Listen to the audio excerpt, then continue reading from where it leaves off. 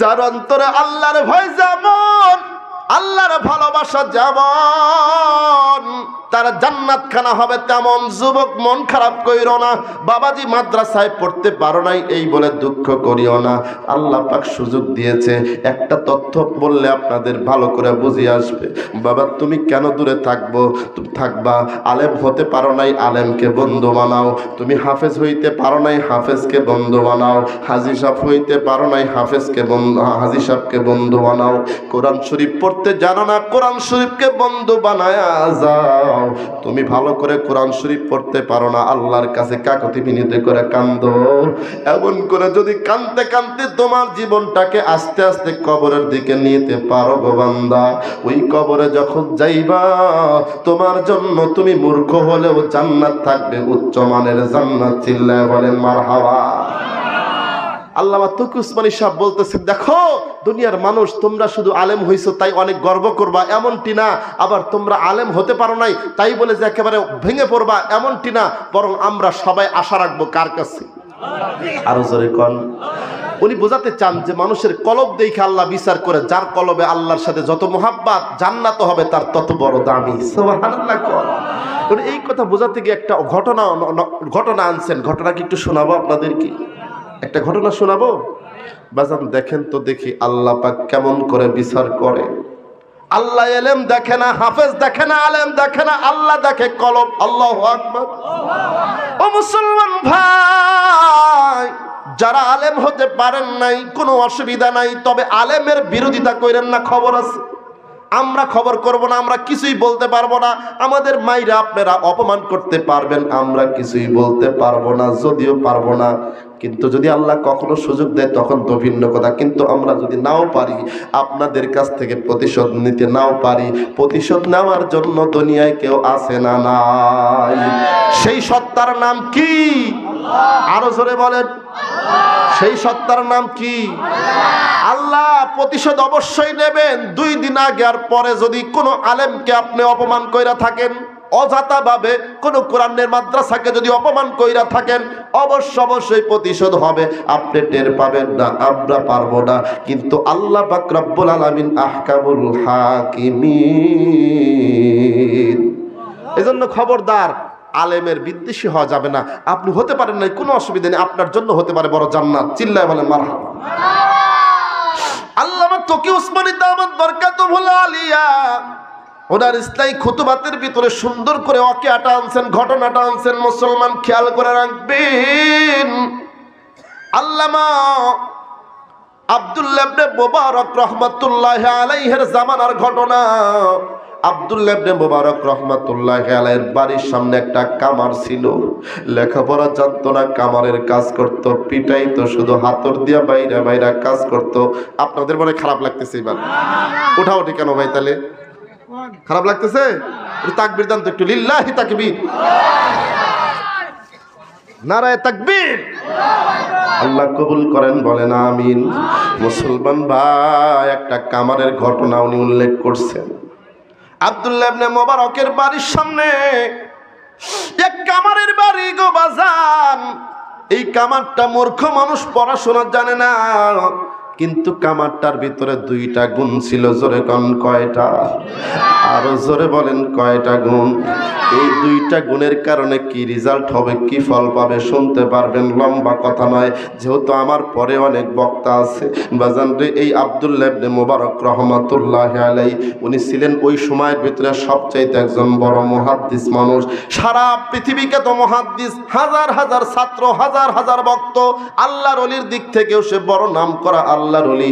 এই আব্দুল্লাহ ইবনে মুবারক যখন ইন্তেকাল করলেন, আব্দুল্লাহ ইবনে মুবারক ইন্তেকাল করার পর অল্প কিছু দিনের মাথায় আল্লাহর বান্দা যেই মানুষটার বাড়ি, কামারের বাড়ি, আব্দুল্লাহ ইবনে মুবারকের বাড়ির সামনে, ওই কামারটাও মারা যায়। আব্দুল্লাহ ইবনে মুবারক রাহমাতুল্লাহ মারা যায়, কামারটাও মারা গেল। 2 জন ব্যক্তি অল্প কয়েকদিনের মাথায় পরপর মারা গেল।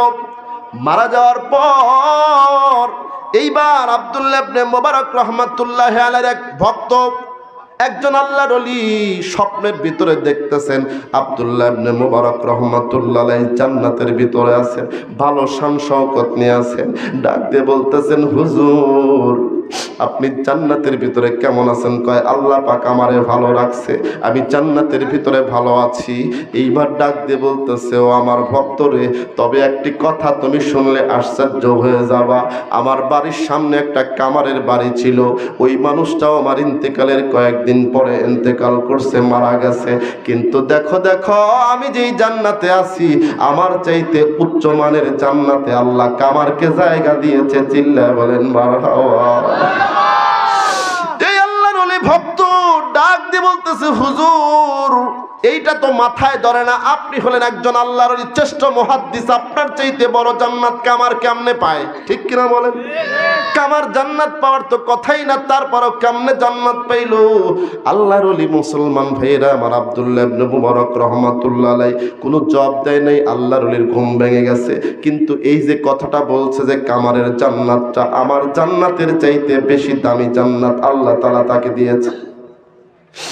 এই ভক্তটা তার অন্তরের ভিতরে কৌতূহল জাগলো, কারণটা কি, কারণটা কি? কিন্তু এই উত্তরটা আব্দুল্লাহ ইবনে মুবারকের কাছ থেকে নিতে পারেন নাই। স্বপ্নটা ঘুম ভেঙে গেছে, স্বপ্ন ভেঙে গেছে। এইবার সকালবেলা ঘুম থেকে উঠিয়া আল্লাহর বান্দা ওই কামারের বাড়িতে সোজাসুজি খুঁজতে খুঁজতে চলে গেছে। যাওয়ার পর ওই কামারের স্ত্রীকে ডাক দিয়ে বলতেছেন, আল্লাহর বান্দি, আজকে বড় এক আশ্চর্য ঘটনা নিয়ে তোমার বাড়িতে হাজির হয়েছি। বলে, কি ঘটনা, কি ঘটনা, বলো বলো। পর্দার আড়াল থেকে ডাক দিয়ে বলে, হুজুর কি ঘটনা আপনি নিয়ে আসছেন, বলেন বলেন। আল্লাহর ওই ডাক দিয়ে বলে, আজকে আমি রাত্রিবেলায় স্বপ্ন দেখেছিলাম আব্দুল্লাহ ইবনে মুবারকের সাথে। আব্দুল্লাহ ইবনে মুবারক রাহমাতুল্লাহ আলাইহি জান্নাতের ভিতরে আছে। তোমার স্বামী নাকি কামারের কাজ করত, তোমার স্বামীর জান্নাত আল্লাহ অনেক উচ্চ মানের দান করেছে। ও আল্লাহর বান্দি, এই খবরটা শোনাইলো, কিন্তু কি কারণে এটা বলে নাই। আমি তোমার কাছ থেকে জানতে আসছি, কি এত তার ভিতরে গুণ ছিল, কি আমল ছিল, কি আমলের কারণে এত বড় জান্নাত আল্লাহ দিল, একটু বলো না, বলো না। এইবার স্ত্রী চোখের পানি ফেলে কাঁদতেছে, আর পর্দার আড়াল থেকে ডাক দিয়ে বলতেছে, হুজুর আপনি কে বলেন, কি বলেন? আমার স্বামী তো একজন মূর্খ মানুষ ছিল, আমার সাথে কি আপনি ঠাট্টা করতেছেন? না, আমি স্বপ্নে দেখেছি, এটা কোনো মিথ্যা স্বপ্ন না। এইবার অনেকেই চিন্তা ভাবনা করতে পারেন, হুজুর স্বপ্নের ওয়াজ কোত্থেকে পাইলেন? স্বপ্নের কথা তো গ্রহণযোগ্য না। বাজান রে বাজান রে, আপনি সহিহুল বুখারী কিতাবুর রুইয়া খুলে দেখেন, আল্লাহর নবী বলেন, আর রুইয়া সালেহা জুজুম মিন 46 জুজাম মিনান নবুওয়া। বিশ্ব নবী বলেন, কোন ভালো স্বপ্ন মুমিনের স্বপ্ন হলো নবুয়াতের 46 ভাগের 1 ভাগ। চিল্লায় বলেন মারহাবা।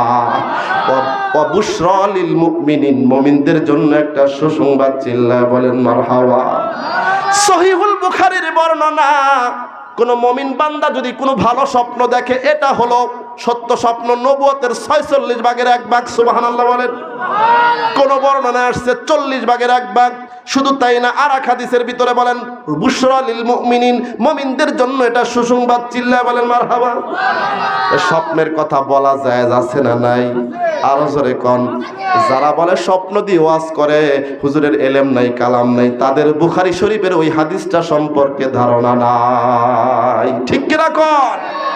মুসলমান ভাই, এইবার আল্লাহর ওলি ডাক দিয়ে বলে, ও আল্লাহর বান্দি, তোমার স্বামীর মধ্যে কি গুণ ছিল, বলো বলো।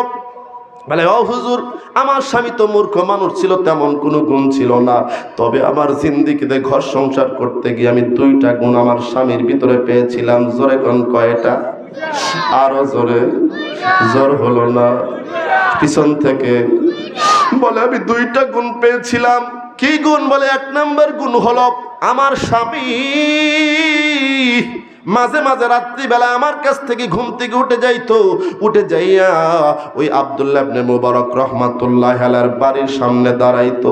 দাঁড়াইয়া দেখতো আব্দুল্লাহ ইবনে মুবারক তাহাজ্জুদের নামাজের ভিতরে লম্বা লম্বা কিরাত পড়তেছে। আল্লাহু আকবার।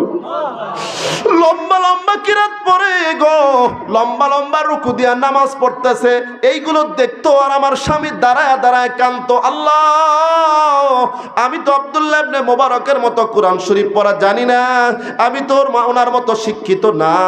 আমি যদি কোরআন শরীফ পড়া জানতাম, উনি যেমন তোমারে সেজদা দিয়া তোমারে খুশি করে দিচ্ছে, আমিও খুশি করতাম, আমিও তাহাজ্জুদের ভিতরে তোমার কোরআন তেলাওয়াত করতাম, কিন্তু আমি তো কোনো সূরাই পারি না। আল্লাহু আকবার। এই বলে বলে আমার স্বামীকে কাঁদতে দেখেছি। আর আল্লাহকে বলতো, আল্লাহ তুমি যদি আমার আব্দুল্লাহ ইবনে মুবারকের মতো সুযোগ দিতা আর তার মতো শিক্ষাগত যোগ্যতা যদি দিয়া দিতা, আল্লাহ আমিও তোমারে খুশি করতাম। এই বলে বলে আমার স্বামী মাঝে মাঝে রাত্রিবেলায় কাঁদতো। আর 2 নাম্বার গুণ আমি তার ভিতরে দেখেছিলাম, 2 নাম্বার গুণ হলো সে কামারের কাজ করত, কিন্তু যখনই মসজিদের মাইক থেকে, মসজিদ থেকে আল্লাহু আকবারের ধ্বনি আসতো, যখনই মসজিদের মুয়াজ্জিন আযান দিত, যদি আমার স্বামী হাতুড়টা উপরের দিকে উঠাইতো, নিচে নামাইতো না, পিছন দিয়া ফেলে দিত। আল্লাহু আকবার। তথা আজানের পরে একদিনও আর কোনো কাজ করত না। এই 2টা গুণ সম্পর্কে আমি জানি।